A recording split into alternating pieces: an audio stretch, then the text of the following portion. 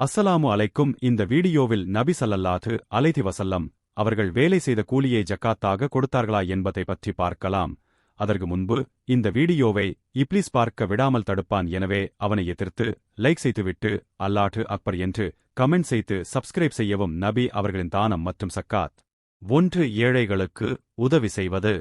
நபி அவர்கள் வேலை செய்து அல்லது அவர்களிடம் வந்த வருமானத்தை ஏழைகள், அநாதைகள், ஏழை முஸ்லிம்கள் ஆகியோருக்கு கொடுத்து உதவுவார்கள்.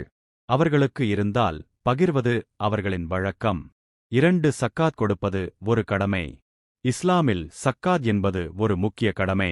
நபி அவர்கள் தங்களிடம் இருக்கும் செல்வத்திலிருந்து சக்காத் கொடுக்க வேண்டும் என்று முஸ்லிம்களுக்கு கற்றுக் கொடுத்தார்கள். 3. தங்களிடம் வைத்துக் கொள்ளாமல் கொடுத்தவர்கள். பல ஹதீஸ்களில் நபி அவர்கள் வீட்டில் செல்வம் சேர்த்து வைக்காமல் உடனே ஏழைகளுக்கு கொடுத்து விடுவார்கள் என்று வருகிறது. சில நேரங்களில் இரவு வருவதற்கு முன் கூட இருந்ததை எல்லாம் பகிர்ந்து விடுவார்கள். 4. எளிமையான வாழ்க்கை. நபி அவர்களின் வீட்டில் சில நாட்கள் உணவு கூட இல்லாத நிலை இருந்தாலும் அவர்கள் பிறருக்கு உதவுவதை நிறுத்தவில்லை. ஒரு ஹதீஸ் பொருள். ஒரு நாள் நபி அவர்கள் கூறினார்கள், என்னிடம் உட்டுத் மலையைப் போல தங்கம் இருந்தாலும் 3 நாட்கள் கடந்தும் அதை வைத்திருக்க நான் விரும்ப மாட்டேன். அதை அல்லாவின் பாதையில் கொடுத்து விடுவேண்டோட். இதன் மூலம் நபி அவர்கள் செல்வத்தை சேமிக்காமல் அல்லாவின் வழியில் செலவிட வேண்டும் என்று நமக்கு கற்றுக் கொடுத்தார்கள்.